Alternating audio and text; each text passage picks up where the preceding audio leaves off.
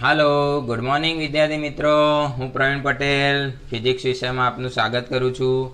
જે double E અને નીટના ધોરણ 11ના પ્રકરણ 3ના 12મા ભાગમાં આપણે આજે વિશેષ પ્રકારના થોડા એમસીક્યુ જોઈશું. તો આપણે શરૂ કરીએ. ચાલો, બી રેડી. તો પહેલું એક્ઝામ્પલ અહીંયા આપેલું છે. ગુરુત્વાકર્ષણની અસર હેઠળ મુક્ત પતંગ કરતો પદાર્થ કાચની પ્લેટને ટી સમયમાં અથડાય છે. અથડામણ પછી પોતાનો અડધો વેગ ગુમાવે છે અને ટી સમયે જમીન પર પહોંચે છે. એટલે તમારે અહીંયા આગળ એક ડાયાગ્રામ વિચારવો પડશે. તો ડાયાગ્રામ આ રીતે આપણે વિચારી શકીએ. જો બાજુમાં પથ્થર અહીંયાથી અહીંયા કાચની પ્લેટ બતાવેલી છે તમને. અહીંયા આ કાચની પ્લેટ છે મિત્રો. એ કાચની પ્લેટને પથ્થર અથડાય એટલે કાચની પ્લેટ તૂટી જાય છે અને ત્યાર પછી પથ્થર પાછો જમીન ઉપર પડે છે. એટલે કે જમીન જે છે એનાથી અમુક ઊંચાઈએ કાચની પ્લેટ રાખેલી છે. આવું આપણે સમજવાનું છે. તો જો આપણે પહેલાં વિચારીએ કે પથ્થર અહીંયા કાચની પ્લેટને અથડાય એનો સમય તમને રકમમાં આપ્યો છે ટી. તો એને તબક્કો 1 આપણે ગણીએ, અથડામણ પહેલાંનો તબક્કો. અને ત્યાર પછી અથડામણ પછી તમને અહીંયા શરત આપેલી છે કે અડધો વેગ ગુમાવે છે અને ટી સમયે જમીન પર પહોંચે છે. એટલે કે બીજો તબક્કો જે છે એમાં પણ સમય ટી આપેલો છે, જમીન પર પહોંચે છે. તો કાચની પ્લેટથી જમીન વચ્ચે તબક્કો 2 આવું વિચારવાનું, ફટાફટ વિચારવું પડે. જમીન પર અથડાય ત્યારે તે ક્ષણે તેનો વેગ 30 મીટર પર સેકન્ડ છે. એટલે કે અંતિમ વેગ જે છે મિત્રો અહીંયા જમીન પર પડે છે ત્યારનો અંતિમ વેગ અહીંયા તમને આપેલો છે. જમીન પર પડે ત્યારનો અંતિમ વેગ v બરાબર 30 મીટર પર સેકન્ડ એવું રકમમાં આપેલું છે. તો આ રીતે ડાયાગ્રામ બનાવીએ. બરોબર છે. પથ્થરને મુક્ત પતન કરાતા જમીન પર પહોંચવા, એટલે કે છેક અહીંથી મુક્ત પતન કરાવે ત્યાંથી જમીન પર પહોંચે એનો સમય, તો ઉપર ટી અને નીચે ટી એટલે 2t સમય આપણે શોધવાનો છે મિત્રો. બંને સમય સરખા જ છે એટલે આપણે અહીંયા આગળ સંજ્ઞાત્મક રીતે સમાન છે એનો મતલબ એવો સમજવાનો કે આ બે સરખો જ સમય છે. આ 5 હોય તો આ 5, આ 10 હોય તો આ 10, એ રીતે. ચાલો, તબક્કા 1 માટે તમે શું વિચારી શકો? તો મુક્ત પતન જ વિચારવાનું છે. આ જમીન છે એવું વિચારી લઈએ ધારો કે. તો કાચની પ્લેટ સાથે જ્યારે અથડામણ કરે છે ત્યારનો અંતિમ વેગ આપણે શોધવો પડશે. કેમ?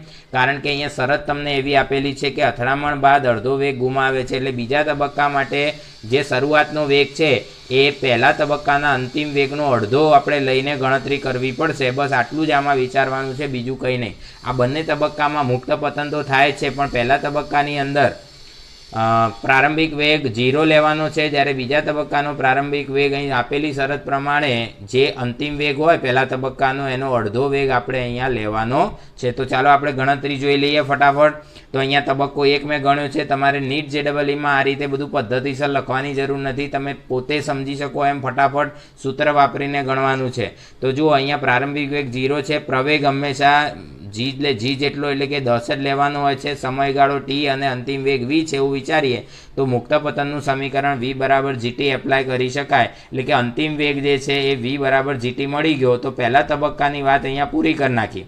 હવે કાચની પ્લેટ તૂટી અને પથ્થર જમીન પર પડે છે ત્યારનો બીજો તબક્કો જોઈએ. તો એમાં પ્રારંભિક વેગ જે છે અહીં લખ્યું છે અથડામણ થવાથી કાચની પ્લેટ તૂટે છે અને પથ્થરના વેગમાં અડધો વેગ ઓછો થઈ જાય છે. અડધો થઈ જાય છે એનો મતલબ અડધો વેગ ઘટી જાય છે. એટલે કે બીજા તબક્કાનો પ્રારંભિક વેગ v0 બરાબર v/2 લેવો પડે. એનો મતલબ કે gt/2 તમે કહી શકો. તો અહીંયા બીજો તબક્કો તમને આપેલો છે, ગણતરીમાં જોઈ શકો છો ફટાફટ. પ્રારંભિક વેગ જે છે v/2 લેવો પડે. બસ આટલું સમજવાનું છે, આપેલી શરતનો ઉપયોગ કહેવાય. તો v0 બરાબર gt/2 લેવામાં આવે. પ્રવેગ તો આપણે જાણીએ છીએ એ પ્રમાણે g જેટલો લેવાનો છે અને t સમય હોય તો અંતિમ વેગ v આપેલો છે તમને, એનો જ ઉપયોગ. એટલે ફરીથી એ જ સમીકરણ વાપરવાનું છે, v બરાબર v0 + at. પણ આમાં ધ્યાન રાખવાનું કે v0ની કિંમત 0 હોતી નથી. તો vની કિંમત તમને અંતિમ વેગ આપેલો છે 30 લખીશું, v0ની કિંમત gt/2 લખીશું અને એની જગ્યાએ g લખીએ એટલે આ પ્રમાણે થશે. દરેક પદને 2 વડે ગુણી નાખો મિત્રો, એટલે 30 દુ 60, અહીંયા 2 ઉડી જાય એટલે gt અને અહીંયા 2gt. તો 2gt અને gt ભેગા થઈ જાય એટલે 3gt બરાબર 60 થશે. તો t બરાબર 60/3g એવું થશે. એટલે 20/g અને gની કિંમત 10 મૂકી દો તો તમને સમયગાળો મળી ગયો છે t બરાબર 2 સેકન્ડ. એનો મતલબ શું થશે? તો આ ડાયાગ્રામ પરથી વિચારીએ તો પથ્થર જ્યારે કાચને અથડાય છે એનો સમય પણ 2 સેકન્ડ અને અથડામણ પછી જમીન પર પડે છે એનો સમય પણ 2 સેકન્ડ. એટલે કે કુલ સમય 4 સેકન્ડ એવો થશે. તો અહીં લખ્યું છે કુલ સમય બરાબર 2t એટલે 2 × 2 4 સેકન્ડ. તો અહીંયા આગળ આ પ્રશ્ન પૂરો થઈ ગયો. તો આ પ્રકારના સરળ અને ઝડપી ગણી શકાય એવા જ દાખલા નીટ અને JEEમાં પૂછવાનો પ્રયત્ન કરતા હોય છે મિત્રો. એવું આપણે ખાસ યાદ રાખીશું. આમાં ખાલી કશું છે નહીં, મુક્ત પતનના સમીકરણનો જ ઉપયોગ છે, ખાલી તમારે આ ડાયાગ્રામ વિચારવાનો છે, મેઇન વસ્તુ એ છે. હવે અહીંયા આગળ બીજો પ્રશ્ન આપણે લઈએ છીએ. ઉપરોક્ત દાખલામાં જમીનથી પ્લેટની ઊંચાઈ, કદાચ તમને આ સમય ના પૂછે, આટલે સુધીની રકમ સેમ હોય, આટલે સુધીની રકમ એટલે ફરીથી આપણે રકમ પર નજર મારીએ. ગુરુત્વાકર્ષણની અસર હેઠળ મુક્તપતન કરતો પથ્થર કાચની પ્લેટને ટી સમયમાં અથડાય છે. અથડામણ બાદ પોતાનો અડધો વેગ ગુમાવે છે અને ટી સમયે જમીન પર પહોંચે છે. જમીન પર અથડાય ત્યારે તે ક્ષણે વેગ 30 મીટર પર સેકન્ડ હોય તો પ્લેટની જમીનથી ઊંચાઈ ગણો. તો આપણે પહેલો તબક્કો જે છે એ પ્રમાણે સેમ ટુ સેમ જ ગણવો પડે. એનો અંતિમ વેગ બીજાના પ્રારંભિક વેગને આપણે અડધા તરીકે લઈશું, એટલે GT/2 લેવાય. પ્રવેગ એટલો ને એટલો લેવાનો. પણ આ સમીકરણ જે છે આ મિત્રો એ હવે આપણે બદલવું પડશે.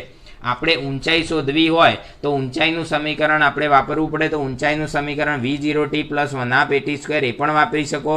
V² - V02 = 2AS એ પણ વાપરી શકાય. પણ આપણે અહીંયા આગળ પ્લેટની ઊંચાઈ શોધવી છે એટલે તબક્કો 2 ધ્યાનમાં લેવો પડશે. પહેલાં તો એ મહત્ત્વનું ધ્યાનમાં યાદ રાખવાનું છે. અહીંયા આગળ મેં ગણતરી રેડી જ રાખેલી છે. ચલો, પ્રારંભિક વેગ, પ્લેટ તૂટ્યા પછી અડધો વેગ એટલે GT/2, અંતિમ વેગ તમને રકમમાં આપેલો છે 30, પ્રવેગની કિંમત g જેટલી, તો h કેટલો થાય? તો h બરાબર V0t + 1/GT² માં કિંમતો એડ કરી દેવાની.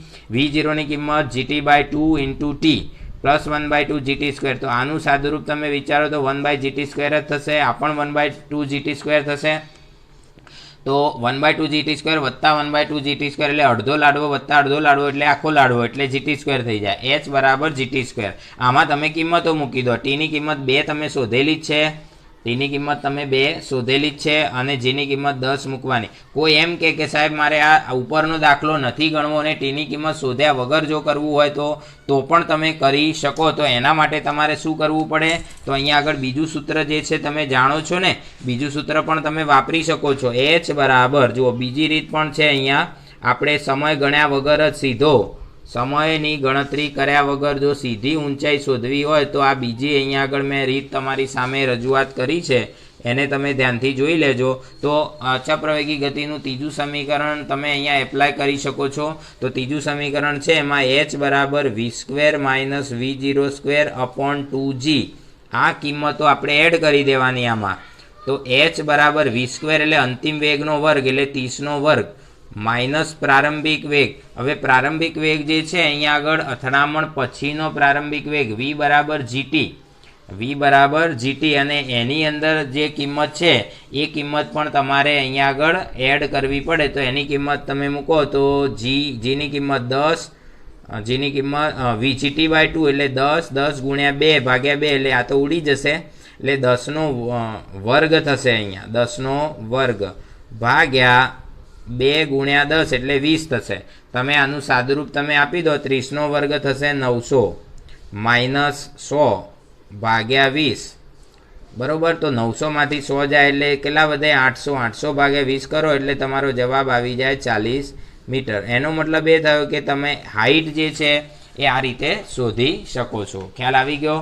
તો આ 2 રીત છે, આ પણ રીત છે અને આ પહેલી રીત પણ છે. બંનેમાંથી કોઈ પણ રીત એપ્લાય કરી શકાય, જવાબ સરખો જ આવશે. તો ખ્યાલ આવી ગયો છે મિત્રો? ચાલો આગળ આપણે બીજા સરસ મજાના દાખલાની વાત આપણે કરીએ. એકદમ નાનો અને ખૂબ અગત્યનો કહી શકાય એવો દાખલો છે. આમાં તમને કોઈ કિંમતો આપેલી નહીં હોય, માત્ર ને માત્ર તમારે વગર કિંમતે આનો ગુણોત્તર શોધવાનો આવું પૂછી શકાય. તો જમીનથી A અને B ઊંચાઈ પર આવેલી 2 વસ્તુઓને મુક્ત પતન કરવામાં આવે છે તો જમીન પર પહોંચે ત્યારે તેમના વેગનો ગુણોત્તર શું થાય? તો અહીંયા ઊંચાઈ આપેલી છે ને વેગ સાથેનો સંબંધ વિચારવાનો છે. તો અહીંયા h1 બરાબર એ લઈએ, પ્રવેગ તો g જેટલો જ હોય, મુક્ત પતન છે એટલે. તો અંતિમ વેગ જે છે એને પ્રશ્નાર્થ કરી દો. V² બરાબર 2gh આવું સૂત્ર મુક્ત પતન માટે લાગુ કરી શકાય. અંતિમ વેગનો વર્ગ બરાબર 2gh. તો એના પરથી પરિણામ એક આ રીતે મળશે, V1² બરાબર 2ga પરિણામ 1. એ જ રીતે h2 બરાબર b, a બરાબર g ને V2 કેટલા? તો V2² બરાબર 2gh2, V2² બરાબર 2gb. પરિણામ 2. હવે અહીંયા આગળ વેગનો ગુણોત્તર એટલે 1 અને 2નો ગુણોત્તર કરવાનો, એટલે ડાબી બાજુમાં v1 ભાગ્યા v2 પણ એનો વર્ગ છે એટલે આ રીતે લખાય v1 ભાગ્યા v2 આખા કૌંસનો વર્ગ બરાબર 2ga upon 2gb, 2g cancel થઈ જાય એટલે a અપોન b આવે. આ વર્ગ છે એને સામેની બાજુ વર્ગમૂળ સ્વરૂપે લો એટલે v1 અપોન v2 બરાબર વર્ગમૂળમાં a અપોન b. આ તમારો જવાબ. ખૂબ જ ઝડપથી અને સરળતાથી તમે ગણી શકો, પણ તમને એટલી ખબર હોવી જોઈએ કે મુક્ત પતન કરતો પદાર્થ હોય ત્યારે શું કરવું. તો એના સમીકરણો જે છે એ જ એપ્લાય કરવાના છે, બીજું કંઈ જ વિચારવાનું નહીં, ક્યારેય નહીં. તો તમારા બધા જવાબો સરળતાથી મળી જશે. ચાલો આગળ આપણે બીજો દાખલો જોઈએ. ચાલો મિત્રો આપણે એક બીજું ઉદાહરણ જોઈ લઈએ. અહીંયા આગળ રકમ આપેલી છે. એક ટાવરની ઊંચાઈ તમને આપેલી છે 39.2 મીટર છે. કોઈ ક્ષણે ટાવરની ટોચ ઉપરથી પદાર્થ એને મુક્ત પતન કરાવાય છે અને બરોબર તે જ ક્ષણે ટાવરના તળિયેથી ઉધ્વ દિશામાં પદાર્થ બીને 19.6 મીટર પર સેકન્ડના વેગથી ફેંકવામાં આવે છે. તો પદાર્થ એ અને બી કયા સમયે અને કઈ ઊંચાઈએ મળશે? એટલે કે અહીંયા આગળ એક પદાર્થને ઉપરથી નીચે અને બીજા પદાર્થને નીચેથી ઉપર ફેંકવાનો. તો આની અંદર આપણે ટૂંકી રીત શીખવાડેલી છે. મુક્ત પતનના કોઈ પણ કેસમાં બે પદાર્થો એક સાથે આ રીતે ગતિ કરાવવામાં આવે, એકનું મુક્ત પતન બીજાનું ઉધ્વગમન, ત્યારે મેં તમને સમજાયેલું છે. તો કુલ ઊંચાઈ એટલે કે ટાવરની ઊંચાઈ બરાબર બંનેના પ્રારંભિક વેગની બાદબાકી ગુણ્યા સમય. આ એક ટૂંકી રીત તમારે યાદ રાખી લેવાની, એટલે બહુ લાંબુ ગણવું ના પડે. તો અહીંયા ટૂંકી રીત લખ્યું છે. ટાવરની ઊંચાઈ શું છે થાય તો બંનેના પ્રારંભિક વેગ એટલે કે નીચેથી ઉપર ફેંકવામાં આવે એ માઇનસ ઉપરથી નીચે આવે એનો બંનેના પ્રારંભિક વેગની બાદબાકી ગુણ્યા સમય એવું થાય. આ યાદ રાખી લેવાનું છે. યુ હેવ ટુ રિમેમ્બર આ પ્રકારના દાખલા માટે. હવે ટાવરની ઊંચાઈ h બરાબર 39.2 મીટર આપેલી જ છે મિત્રો. v0b એટલે નીચેથી ઉપર ફેંકવામાં આવેલો પદાર્થ છે, એનો વેગ 19.6 છે અને ઉપરથી નીચે આવે છે એનો પ્રારંભિક વેગ 0 છે. તો બંને પદાર્થ એકબીજાને t સમયે મળતા હોય એવું આપણે ધારીએ તો અહીંયા આ કિંમતો મૂકી દેવાની. 39.2 બરાબર 19.6 માઇનસ 0 ઇન્ટુ t. તો t બરાબર 2 સેકન્ડ એવો જવાબ આવશે. તો કયા સમયે મળશે ખબર પડી ગઈ. તો આ પહેલો પ્રશ્ન સોલ્વ થયો. હવે કઈ ઊંચાઈએ મળશે? તો તમારે ઊંચાઈ શોધવા માટે શું કરવું પડે? જમીનથી ઊંચાઈ ગણવાની છે, બરોબર. તો જમીનથી ઊંચાઈ ગણવી હોય તો ઉધ્વગમન કરતા પદાર્થનું સમીકરણ આપણે વિચારવાનું છે. તો એના માટે ઉધ્વગમન કરતા પદાર્થ જે છે એની અંદર તમે આ વિગતો લઈ શકો. જુઓ અહીંયા આગળ ગણતરીમાં તમને આપેલું છે. શું લખ્યું છે કે જ્યારે એકબીજાને મળે ત્યારે ઊંચાઈ ધારો કે h હોય તો ઉધ્વગમન કરતા પદાર્થ માટે જ આપણે જમીનથી હાઇટ ગણવાની હોય. એટલે પ્રારંભિક વેગ 19.6 લેવાનો, પ્રવેગ 9.8 મીટર પર સેકન્ડ સ્ક્વેર અહીંયા લઈશું, t બરાબર 2 સેકન્ડ લઈશું. તો h બરાબર v0t પ્લસ 1/gt સ્ક્વેરમાં કિંમતો એડ કરો તો h બરાબર 19.6 પ્રારંભિક વેગ ગુણ્યા સમય 2 સેકન્ડ તમે શોધી નાખેલો છે. આ રહ્યો માઇનસ. આ માઇનસ કેમ કર્યું? તો પ્રવેગ એ ઉધ્વ દિશામાં હોય એટલે હંમેશા માઇનસ લેવામાં આવે. અહીંયા -1/2 જીની કિંમત 9.8 t સ્ક્વેર આ રીતે આપણે લઈએ તો અહીંયા આગળ આ છેદમાં 2 અને 2નો વર્ગ છે એનો 1 2 ઉડી જાય એટલે 9.8 ગુણ્યા 2 એટલે 19.6 વધે અને 19.6 ગુણ્યા 2 એટલે 39.2. આ બેની બાદબાકી 19.6. આ બીજો જવાબ તમારો આવી ગયો. ફટાફટ ગણતરી થઈ જાય. તો બંને પદાર્થ એકબીજાને કયા સમયે? તો 2 સેકન્ડે અને કઈ ઊંચાઈએ? તો જમીનથી 19.6 મીટર ઊંચાઈએ મળશે. હવે આ જમીનથી 19.6 મીટર ઊંચાઈ જે તમને અહીં બતાવવામાં આવેલી છે મિત્રો એ શું કહેવાય? તો મધ્યબિંદુ કહેવાય. તો એવું પણ પૂછી શકે કે બંને પદાર્થ એકબીજાને ટાવરના મધ્યબિંદુ પાસે મળશે, એવો પણ જવાબ તમને ઓપ્શનમાં આપેલો હોઈ શકે છે. ચાલો આગળ એક બીજો આપણે દાખલો જોઈ લઈએ. એક વાઘ હરણનો પીછો કરે છે. હરણ તેનાથી 30 મીટર આગળ છે. એટલે કે શરૂઆત જ્યારે હરણને દેખે છે વાઘ ત્યારે જ એને પકડવાની શરૂઆત કરે ત્યારે હરણ ઓલરેડી 30 મીટર દૂર આવેલું છે. તેની પાછળ સ્થિર સ્થિતિમાંથી પ્રવેગિત ગતિ કરીને દોડે છે. વાઘ વડે થતી ગતિથી 5 સેકન્ડમાં 3 મીટર અંતર ઓછું થતું હોય. હવે આ જે શરત આપેલી છે ને એને જ સમજવાની છે આ દાખલામાં. 5 સેકન્ડમાં 3 મીટર અંતર ઓછું થાય એ પ્રવેગ શોધવા માટેની શરત કહેવાય મિત્રો. પ્રવેગિત ગતિ કરે છે એ તો તમને ઉલ્લેખ કરેલો જ છે. એટલે આ જે વાત છે 5 સેકન્ડમાં 3 મીટર અંતર ઓછું થાય તો એના ઉપરથી આપણે પ્રવેગ શોધવાનો છે. અને પ્રવેગ શોધાઈ જાય તો પછી કેટલા સમયમાં વાઘ હરણને પકડે? તો 30 મીટર અંતર અને સમય શોધવો સહેલો પડી જાય. ખાલી પ્રવેગ આપણે પહેલાં શોધી દેવાનો છે. તો અહીંયા આગળ તમને આપેલ જે રકમ છે એની શરત આપણે અહીંયા જોઈ લઈએ. તો વાઘ પ્રવેગિત ગતિ કરે છે, પહેલી શરત આપેલી છે. પ્રારંભિક વેગ 0 છે, વાઘનો પ્રવેગ એ છે 5 સેકન્ડમાં 3 મીટર અંતર કાપે એટલે અંતર સૂત્રનો ઉપયોગ કરીશું d બરાબર v0t પ્લસ 1/t². જો યાદ રાખો પ્રવેગિત ગતિની વાત આપી છે માટે આપણે આ સમીકરણ વાપરીશું, પણ તમને એવું કંઈ ચોખવટ ન કરી હોય તો આ 5 સેકન્ડમાં 3 મીટર અંતર એ વેગ માટે પણ વિચારી શકાય કે ભાઈ આટલા વેગથી વાઘ જે છે હરણની પાછળ દોડે છે, પણ એ વખતે તમને હરણનો વેગ પણ આપેલો હોય તો જ તમે ગણતરી કરી શકો સાપેક્ષ વેગની દ્રષ્ટિકોણથી. પણ અહીંયા પ્રવેગિત ગતિ છે એટલે આ સમીકરણમાં કિંમત મૂકે તો અંતર કેટલું લેવાનું? 3 મીટર. બરોબર, અંતર કેટલું? 3 મીટર અહીં લખ્યું છે. 3 મીટરને સમય 5 સેકન્ડ લેવાનો. 0 + 1/2 એ ગુણ્યા 5નો વર્ગ, આનું સાદુરૂપ આપીએ 2 વડે ગુણ્યા તો 3 દુ 6 અને 5નો વર્ગ 25 થશે. એ બરાબર 6/25. પ્રવેગ શોધી નાખ્યો. હવે આ પ્રવેગનો ઉપયોગ આપણે 30 મીટર અંતર માટે કરવાનો છે. વાઘ હરણનો પીછો કરતા ટી સમયને અંતે તેને પકડી પાડે છે તો પ્રવેગ એ બરાબર 6/25 મીટર પર સેકન્ડ સ્ક્વેર. v0 પ્રારંભિક વેગ વાઘનો 0 છે અને અંતર 30 મીટર છે. તો અહીંયા d બરાબર v0t પ્લસ 1/t² ઉપરથી તમને 30 બરાબર 30 એટલે અંતર આપેલું છે. તમારે અહીં એવું વિચારવાનું છે કે હરણ જે છે બેઠેલું છે શાંતિથી, એને ખબર નથી કે વાઘ એની પાછળ પકડવા દોડ્યો છે, ત્યારે આપણે આ 30 મીટર એમના એમ રાખવાનું છે. 30 બરાબર 0 + 1/2 પ્રવેગની કિંમત 6.25 ગુણ્યા t². તો અહીંયા આગળ છેદ ઉડી જાય એટલે 3 આવે અને આ 3 વડે ભાગાકાર ને 25 વડે ગુણાકાર કરવાનો એટલે 30 × 25 / 3. તો અહીંયા આગળ 250 જવાબ આવશે. t² બરાબર 250. તો એનું વર્ગમૂળ કાઢીએ તો 25નું વર્ગમૂળ 5 અને 10નું વર્ગમૂળ 10. તો તમને આ પ્રમાણેના જવાબો જે છે એ આપેલા હશે વિકલ્પની અંદર. તો કેટલો સમય લાગે ભાઈ? 5√10. ઘણા એમ વિચારે કે 5 સેકન્ડમાં 3 જ મીટર અને 30 મીટરમાં 5√10 જ, પણ તમે ગણતરી કરો 10નું વર્ગમૂળ જે છે 3 પોઈન્ટ ઉપર આવશે એટલે કે એને અહીંયા આગળ 15 સેકન્ડની આજુબાજુનો સમય લાગશે. આ કિસ્સાની અંદર મિત્રો તમારે એ જ વિચારવાનું હરણ બેઠેલું જ છે, પણ માની લો કે તમને એવું આપે કે હરણ જે છે એ ગતિમાં છે. હરણ પણ દોડે તો ખરું જ ને, પણ હરણ જે દોડે છે એની ગતિ કે એનો પ્રવેગ તમને આપેલો હોય તો તમારે પછી સાપેક્ષ સ્થાનાંતર સાપેક્ષ અંતરની રીત પ્રમાણે અહીંયા ગણતરી કરવી પડે. બરાબર, પણ આપણે અહીંયા આગળ શોર્ટ અને સ્વીટ તમને પ્રશ્નો પૂછતા હોય છે એટલે એવું બધું આપશે નહીં. અહીંયા આગળ આ પ્રમાણે તમે એનો જવાબ લાવી શકો છો. તો ખ્યાલ આવી ગયો મિત્રો? તો અહીંયા આગળ આપણે આ ઉદાહરણ પણ પૂરું કર્યું. આગળ બીજા ઉદાહરણની ચર્ચા કરીએ. ચાલો વિદ્યાર્થી મિત્રો, એક સરસ મજાનું ટૂંકું અને ટચ સરસ મજાનું ઉદાહરણ છે. ઉધ્વ દિશામાં ફેંકવામાં આવતા પદાર્થના પ્રારંભિક વેગમાં 20%નો વધારો કરવામાં આવે, એટલે કે શરૂઆતમાં જે વેગથી ફેંકતા હોય એમાં 20%નો વધારો કરવામાં આવે તો તેણે મેળવેલી ઊંચાઈમાં ખાલી જગ્યા ટકાનો વધારો થાય અથવા ખાલી જગ્યા ટકામાં ખાલી જગ્યા થાય. તો સ્વાભાવિક રીતે આપણે વિચાર કરીએ કે ઉધ્વ દિશામાં ફેંકેલો પદાર્થ છે તેમાં જો પ્રારંભિક વેગમાં વધારો થાય તો ઊંચાઈમાં પણ વધારો તો થાય જ. અહીં ચારેય ઓપ્શનમાં વધારો લખેલો છે, પણ માની લો કે 2 ઓપ્શનમાં વધારો અને 2 ઓપ્શનમાં ઘટાડો હોય તો તમારે ઘટાડાવાળું તો ક્યારેય વિચારવાનું આવે જ નહીં. તો વધારાવાળા વિકલ્પ હવે ગણતરી કઈ રીતે કરવી? તો અહીંયા આગળ આપણે ઉધ્વ દિશા માટે ઉધ્વ દિશામાં ફેંકેલો પદાર્થ જે છે મહત્તમ ઊંચાઈ જે છે મહત્તમ ઊંચાઈ અંતિમ વેગ કેટલો મેળવે આ તમને ખબર રાખવાની છે. અંતિમ વેગ 0 મેળવે છે.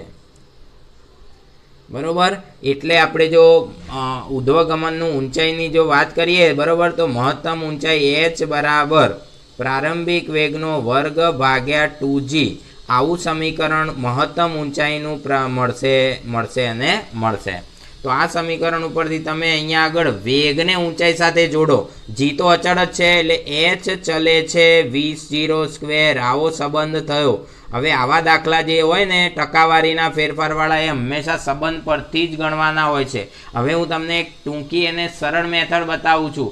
આમ તો બધા સાહેબો રીતથી પદ્ધતિસર ગણાવે, પણ આપણે શોર્ટ અને સ્વીટ મેથડ ગણવાની. ચલો, પ્રારંભિક વેગમાં 20% વધારો. તો અહીંયા લખીએ પ્રારંભિક વેગ v0માં 20%નો વધારો આપણે કરીએ. વધારો કરતા નવો વેગ જે મળે આપણને, નવો વેગ એ કેવો મળશે? તો v0 વિચારે તો v0 કેવો મળે? તો 20%. તો ટકા માટે હંમેશા ભાગ્યા 100 કરી દેવાના. 20% એટલે 20/100 અને વધારો શબ્દ છે એટલે +1 કરી દેવાનું, બરોબર। તો આ પ્રમાણેનો નવો વેગ તમારો થશે v0 બરાબર જૂના વેગને આ રીતે તમારે નવા વેગમાં કન્વર્ટ કરી દેવાનું, એટલે 20%નો વધારો એટલે 1.2 v0 એવું થશે। તો અહીંયા આગળ નવો વેગ જે છે એ જૂના વેગના કમ્પેરમાં આટલો વધી ગયો। હવે આ સંબંધ પ્રમાણે જો વિચાર કરીએ તો સંબંધ પ્રમાણે તમારે વિચાર કરીએ તો આ નવો વેગ જે છે એ 1.2 જેટલો જ વધારે છે ને ગુણાકારમાં। તો અહીંયા આગળ તમારે ઊંચાઈનો વધારો અથવા તો ફેરફાર એ કઈ રીતે ગણવાનો, તો નવી ઊંચાઈ h' આ ચલનનો સંબંધ છે એ પ્રમાણે જ ગણવાની છે। તો તમારે આ v0 ની જગ્યાએ અથવા v0 ની જગ્યાએ v0' વિચારીએ તો આ 1.2 નો વર્ગ કરવાનો, v0 લખવાની જરૂર જ નથી, તો છેદ ઉડી જશે પણ લખવાની જરૂર નથી। તો આ 1.2 નો વર્ગ બરોબર, પછી જે જવાબ આવે -1 અને પછી ગુણ્યા 100 કરવાના। તો આ પ્રમાણે ગણી નાખો એટલે તમારો જવાબ હાજર। ખબર પડી 1.2 એનો સંબંધ છે વર્ગનો, એટલે 1.2 નો વર્ગ -1 ગુણ્યા 100। આ ફોર્મ્યુલા કોઈ પણ પ્રકારનો દાખલો પૂછે વધઘટ વાળો એટલે આટલું તો કરવાનું જ, ખાલી તમારે આ સંબંધ મેળવવાનો 1.2 તો એનો વર્ગ છે તો વર્ગ અને ઘન હોય તો ઘન, એ રીતે। તો આટલું તો કમ્પલસરી પછી કરવાનું જ છે। તો ચલો 1.2 નો વર્ગ કરીશું, તો તમે કેલ્ક્યુલેટરનો ઉપયોગ ના કરો તો ખબર પડે 12 નો વર્ગ કેટલો થાય ભાઈ, 144 થાય। 144 એટલે 1.44 -1 ગુણ્યા 100। તો ચાલો 1.44 માંથી 1 બાદ થાય એટલે 0.44 ગુણ્યા 100। તો તમારો જવાબ અહીંયા મળી ગયો તમને, 44%નો વધારો થયો। તો h' જે છે એમાં આટલા ટકાનો વધારો થાય એમ કહી શકાય। ટકાવારીમાં જવાબ આપણે ગણ્યો છે, આ જે સૂત્ર વાપર્યું છે ટકાવારી માટે ડાયરેક્ટલી જ વાપર્યું છે ને, બીજી કોઈ પદ્ધતિ અહીં વિચારવાની જરૂર પડે જ નહીં। તો સમજણ પડી, જો પ્રારંભિક વેગમાં 20% વધારો થાય તો ઊંચાઈમાં આટલો વધારો થાય। ચલો પ્રારંભિક વેગમાં 50% વધારો થાય એવું જો આપણે ઓપ્શન વિચારીએ, અહીંયા બાજુમાં જુઓ હું તમને બીજો એક નાનકડો ઓપ્શનલ દાખલો આના જેવો જ ગણાવી દઈએ આપણે, એટલે તમારા મગજની અંદર આ વસ્તુને આપણે ફિટ કરવી છે। તો અહીંયા આગળ લખીએ પ્રારંભિક વેગમાં 50%નો વધારો થાય તો મહત્તમ ઊંચાઈ જે છે, મહત્તમ ઊંચાઈમાં ખાલી જગ્યા થાય, બરોબર। વધારો ઘટાડો કેટલા ટકા થાય એ બધું આપણે ગણતરી કરીએ। ચલો તો અહીંયા શું છે, તો સમીકરણ ફરીથી એ જ લેવાનું, ઉધ્વગમન કરે છે એટલે h ચલે છે v0², આ જ સંબંધનો ઉપયોગ આપણે અહીંયા કરવાનો છે। અહીંયા આગળ પ્રારંભિક વેગમાં 50% વધારો એટલે v0' બરાબર 50% એટલે 50/100 અને વધારો એટલે +1, તો જવાબ આવે 1.5 v0, આવો જવાબ આવ્યો। 1.5 ઉપર ફોકસ કરીએ તો ઊંચાઈનો ફેરફાર એટલે કે ઊંચાઈનો વધારો h' બરાબર સંબંધ કેવો છે v0 નો વર્ગ, એટલે આ 1.5 નો જ વર્ગ કરવાનો, 1.5 નો વર્ગ -1 ગુણ્યા 100। આ પરમેનન્ટ ફોર્મ્યુલા છે।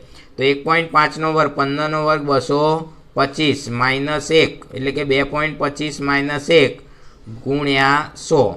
તો 2.25 માંથી 1 જાય એટલે 1.25 ગુણ્યા 100।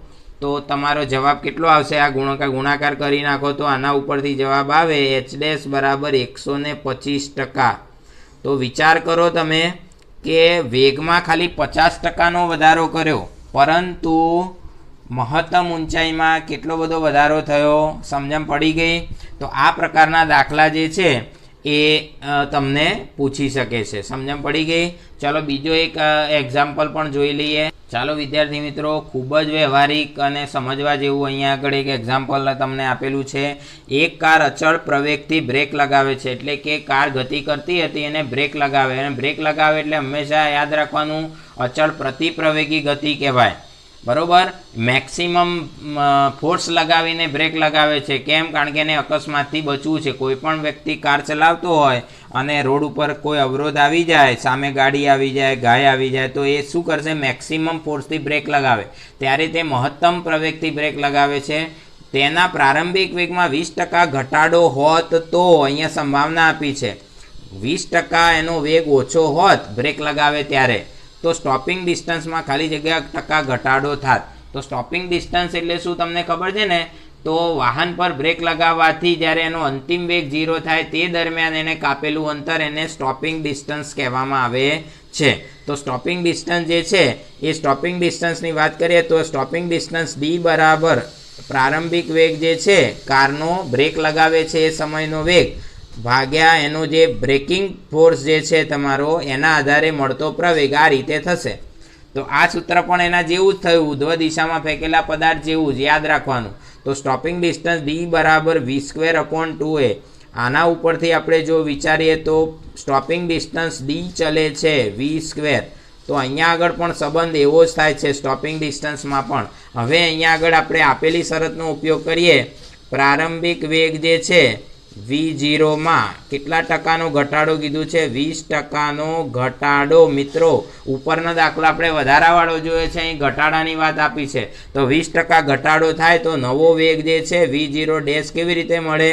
તો 20/100 20% થઈ ગયા. 20%નો અર્થ આવો થાય અને ઘટાડાનો મતલબ -1 થાય છે. તો આ પ્રમાણે જો તમે જોશો તો નવો વેગ જે છે એ 20/100 એટલે 0.2 -1 એટલે કે માઇનસમાં તમને 0.8 એવો જવાબ મળશે.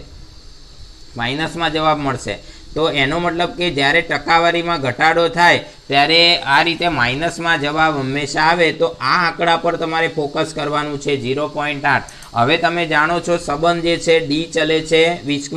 તો સ્ટોપિંગ ડિસ્ટન્સ જે છે સ્ટોપિંગ ડિસ્ટન્સ તો એના માટે આપણે નવું સ્ટોપિંગ ડિસ્ટન્સ d' બરાબર કઈ રીતે લખવાનું? તો આ જે આંકડો છે એને આ સંબંધમાં મૂકી દેવાનો. અહીંયા v0 આપણે લખીએ તો v0 સ્ક્વેર છે એટલે 0.8 જે છે એનો વર્ગ કરવાનો -0.8 નો વર્ગ.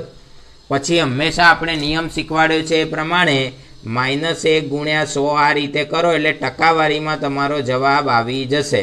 તો તમે જોઈ લો અહીંયા આગળ માઇનસ હોય પણ એનો વર્ગ તો પ્લસ જ થાય. તો 0.8 નો વર્ગ થશે 0.64. કેટલો થશે મિત્રો? 0.64. આના માટે કેલ્ક્યુલેટરની જરૂર નથી. 0.64 -1 × 100. ચાલો તો 0.64 માંથી 1 જાય એટલે 0.36 બાકી રહે પણ માઇનસમાં આવશે -0.36 × 100. તો જવાબ તમારો માઇનસમાં આવે છે એ એવું ઇન્ડિકેટ કરે છે કે ઘટાડો થાય છે. માઇનસ એ ઘટાડાનું સૂચક છે. તો અહીંયા આગળ સ્ટોપિંગ ડિસ્ટન્સમાં કેટલો 36% ઘટાડો થાત. એનો મતલબ એ થયો કે જ્યારે તમે વાહન ચલાવો છો ત્યારે ઓવર સ્પીડિંગ કરવું જોઈએ નહીં. જો તમારો વેગ ઓછો હોય તો સ્ટોપિંગ ડિસ્ટન્સ જે છે ખૂબ જ નાનું થઈ જાય એટલે કે તરત જ તમારી ગાડી ઊભી રહી જાય. જો તમે વધુ વેગથી બાઇક કે કાર ચલાવતા હોય અને તમે મેક્સિમમ ફોર્સથી બ્રેક લગાવો તો તમારું સ્ટોપિંગ ડિસ્ટન્સ જે છે વર્ગના સમપ્રમાણમાં છે. એનો મતલબ શું થયો કે જેમ વધારે વેગથી ગાડી જતી હોય એમ તમારું સ્ટોપિંગ ડિસ્ટન્સ વધી જાય. અહીંયા આગળ ઘટાડોની વાત કરી છે કે જો પ્રારંભિક વેગ 20% ઓછો હોત, ઘણાને એક્સિડન્ટ થયા પછી આવો અનુભવ થાય કે આરું ગાડી થોડીક ધીમી હોત 100 ની બદલે 80ની સ્પીડે તો એક્સિડન્ટ ના થાય. તો સાચી વાત. કેમ? કારણ કે વેગમાં ઘટાડો થયેલો હોય એટલે કે ઓછી સ્પીડમાં ગાડી ચાલતી હોય અને બ્રેક લગાવો તો ઓછા અંતરે ઊભી રહી જાય છે. એનો મતલબ શું થયો કે સ્ટોપિંગ ડિસ્ટન્સ જે છે એમાં ઘટાડો જોવા મળે. પાછો સમપ્રમાણનો નહીં, વર્ગના સમપ્રમાણમાં ઘટાડો થાય એટલે બહુ મોટો ફાયદો થાય છે. તો વાહન ચલાવતી વખતે આ બાબતનું તમે દરેક લોકો ધ્યાન રાખશો. એના માટે આ પ્રેક્ટિકલ ઉદાહરણ તમને સમજાવ્યું છે. આવું એક્ઝામમાં પણ પૂછી શકે. ખૂબ જ નાની ને સરળ ગણતરી છે. મેથડ શીખી જજો. ટકાવારીના ફેરફારવાળા કોઈ પણ દાખલામાં સંબંધ પહેલાં મેળવવાનો પ્રયત્ન કરવાનો. મૂળ સૂત્ર પરથી સંબંધ મેળવવાનો. સંબંધ મેળવ્યા પછી આપેલ શરતનો ઉપયોગ કરી નવો વેગ એનો જે આંકડો હોય આ આંકડા એને જ આપણે પકડવાનો અને આંકડાનો વર્ગ કરવાનો. સંબંધ છે વર્ગનો તો આંકડાનો વર્ગ -1 × 100. આ -1 × 100 તો દરેક વખતે એપ્લાય કરવાનું છે. બરોબર? તો આ રીતે તમે સાદુરૂપ આપીને જવાબ ફટાફટ શોધી શકો છો. ખ્યાલ આવી ગયો છે મિત્રો? ચાલો તો વધુ આપણે આવતા પીરિયડમાં બીજી વાતો કરીશું. આવતા પીરિયડની અંદર આપણે સાપેક્ષ વેગ વિશેની ચર્ચા કરવાની છે. આ પાઠનો અંતિમ મુદ્દો છે સાપેક્ષ ગતિ. બરાબર? બે પદાર્થોની સાપેક્ષ ગતિ થતી હોય ત્યારે આપણે કઈ રીતે એને સમજી શકીએ. તો તો એના વિશે આપણે આવતા પિરિયડમાં મળશું. ત્યાં સુધી આ બધા જ ઉદાહરણની પ્રેક્ટિસ કરજો. JEE નીટ માટેના સારા સારા એક્ઝામ્પલ ચલાવ્યા છે. તો આવતા પિરિયડમાં મળીશું. ત્યાં સુધી સર્વે મિત્રોને જય સ્વામિનારાયણ, જય હિન્દ.